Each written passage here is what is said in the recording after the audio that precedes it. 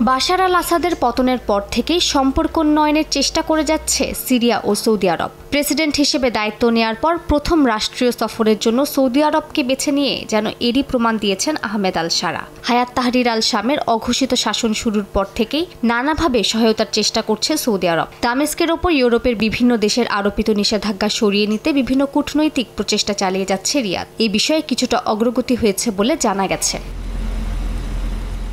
স্থানীয় সময় রোববার দুদিনের রাষ্ট্রীয় সফরে রিয়াদ গেছেন সিরিয়ার নতুন প্রেসিডেন্ট। সৌদি জেট বিমানে পররাষ্ট্রমন্ত্রী আসাদ আল শিবানির সঙ্গে এ সফর করেন তিনি। সৌদি যুবরাজ মোহাম্মদ বিন সালমানের সঙ্গে বৈঠক করেন শারা। বৈঠকে দুই দেশের সম্পর্ক জোরদারে আলোচনা হয়েছে বলে জানা গেছে। এছাড়া যুদ্ধবিধ্বস্ত সিরিয়ার অবকাঠামো পুনর্নির্মাণের বিষয়ে দুই নেতা আলোচনা করেছেন।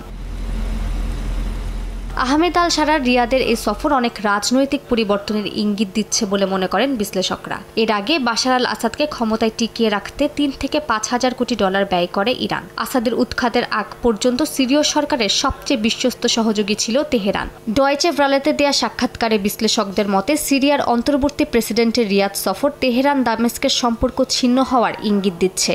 শুধু আসাদের পতনের পরই না, বরং শুরু থেকে দেশটির বিভিন্ন বিদ্রোহী গোষ্ঠীকে নানাভাবে সহায়তা দিয়ে আসছে সৌদি সরকার।